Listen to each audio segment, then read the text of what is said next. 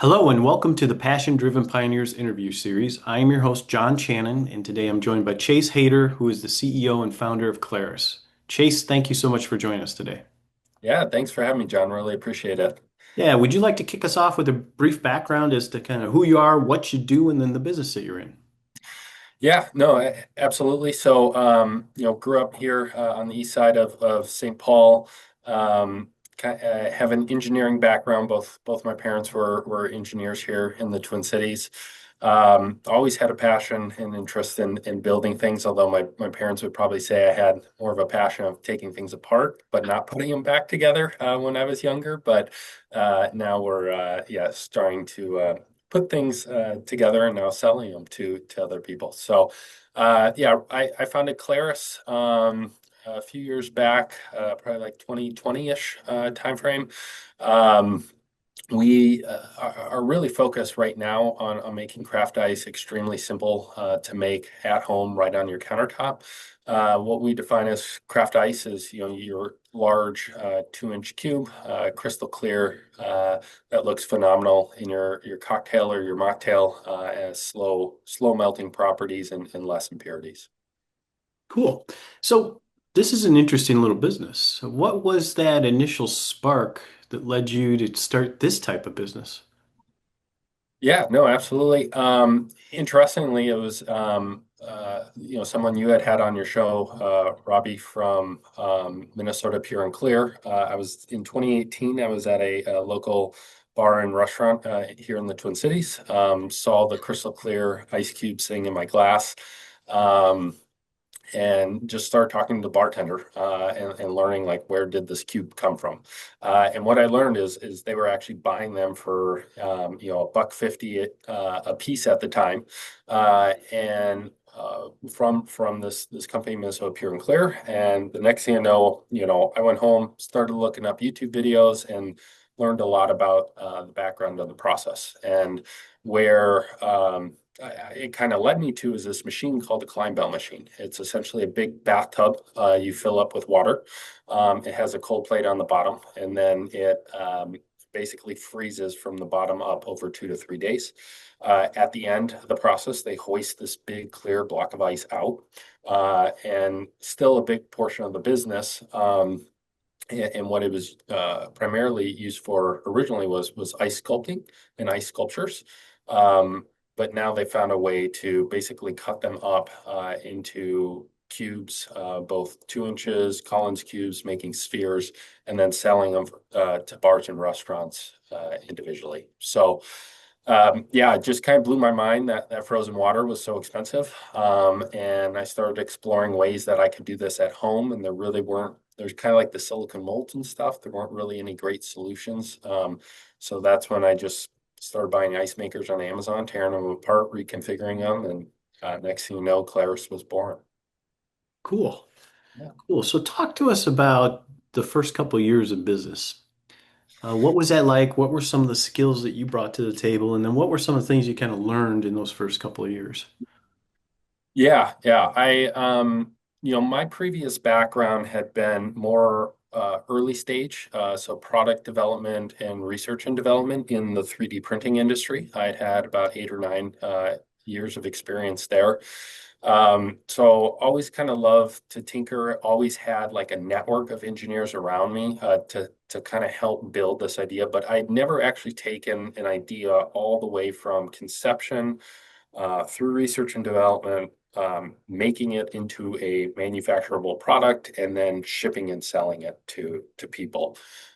So those first 2 to 3 years were really kind of just learning. I mean, we were looking at making a bigger machine originally. Then we kind of pivoted more towards a smaller countertop version. And it took about a year or two to really refine, okay, this is what we want to go after and build. Then we spent a year or two refining the design, preparing it for manufacturing. And then the big step, which was really uncomfortable for me in a spot I had never been in, is the sales and marketing side of things. As an engineer, I'm a little bit more introverted. So it's not my natural inclination to go run around and sell stuff and get people excited. I like getting people excited about ideas, but not necessarily selling products, but I've definitely have learned and grown quite a bit in that area over the last couple of years. I've been very fortunate to have some awesome advisors around me to learn from and lean on and get advice from.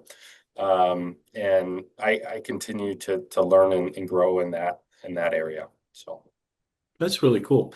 So, so talk to us then about on the marketing side about maybe who is that target market client for you for this product, right? Who do you really feel is that target?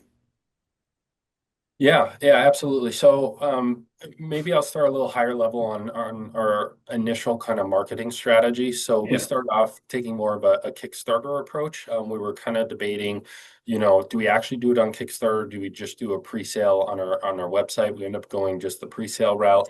Nonetheless, that this type of product being kind of the only one in its category at that time.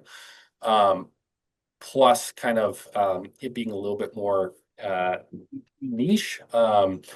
That Kickstarter kind of crowd seemed to be a really good initial and early adopter of the product. So I'd say that's kind of what started it. We eventually got the ball rolling. We got our Shopify website up and running. We were able to fulfill within a couple days, and then we began to expand content onto Google Ads, onto Facebook ads. And just last year, we went on to Amazon. So we had the early adopters. They were great on providing feedback to us, as well as providing reviews and social proof that then help get that next wave of customers. What we found is our ideal customer right now does skew a little older, probably like 45 plus. Typically has excess or disposable income.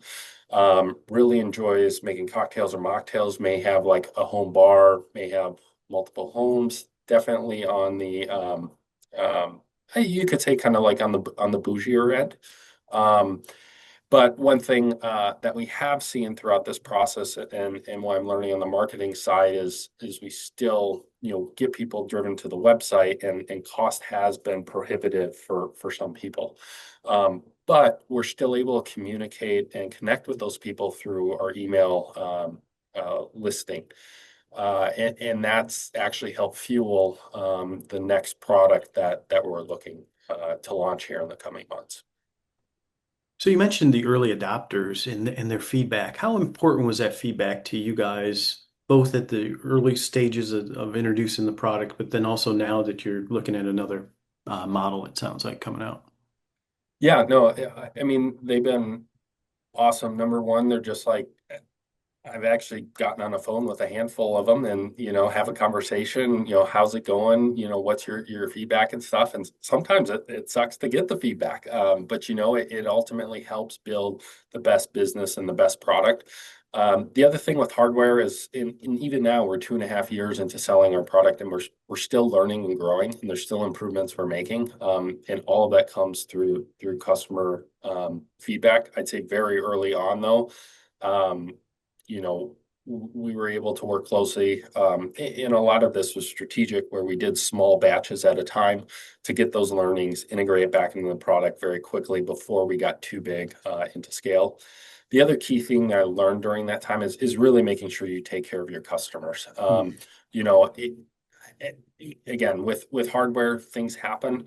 The next best thing that you can do then is provide the best service and be the most helpful to that customer when there are issues and things like that. And we've taken a lot of pride in that here at Klaris, and our customers definitely notice that and really appreciate it. Um, and then on the other end with the adopters, we're seeing this with every time we're kind of releasing new accessories and stuff. So we've come out with storage containers for the ice. We've come out with ice presses. We've now kind of built up this community behind Klaris that they've given us a lot. Hopefully, we've given them a lot, and they continue to support us and have us have really successful launches every time something new is coming out the door. That's cool. Well, talking about new, maybe, you're just a few years into this. Could you maybe offer a glimpse into kind of the future plans and goals that you have for your business? Yeah, I mean, really where we're at today is just continuing to scale the existing business.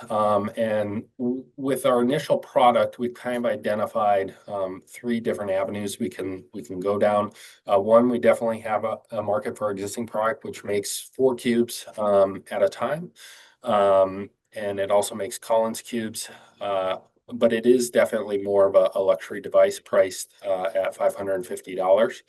Um, some of the biggest feedback, again, from people who have purchased and used the product, and people who haven't purchased it but are interested. One has been more of an accessible price point, so looking to provide a solution downstream. And then we also have a handful of commercial spots that have actually purchased two, three, four machines at a time. And they'll set them up in their bars and restaurants. And they provided, feedback on, wanting higher throughput with their machines. So we're taking that, we're building out a roadmap. We're also taking existing customer feedback and coming out with new accessories. A great example is our ice press. People have been asking for spheres since day one.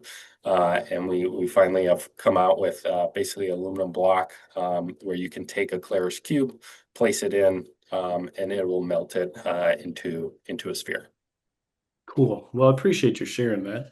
That Yeah. sounds really pretty good. So, knowing that this show, right, is going to be targeted towards people that are going to be in their first few years of business, do you have any final thoughts or words of advice you'd like to share with our audience today? Yeah, I think the biggest thing I continued to learn throughout my entrepreneurial journey is just persistence and trying to stay even keel. Like it is so easy to get on that up and down roller coaster day after day. And how do you try and level out the highs and the lows? And just like showing up every single day. I go back to another entrepreneur here in town I met, and he had this great thing where it's like if you every day, if you come in and do one thing at the end of the year, you'll have 365 things done.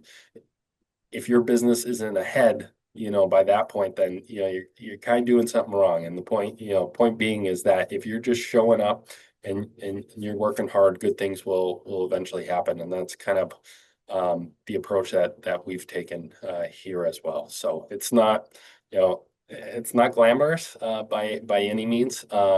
But it is rewarding being able to look back and see, just how much growth I've had as an individual, as well as just the team and the company as a whole. That's great. Well, listen, thank you so much for your time today, Chase.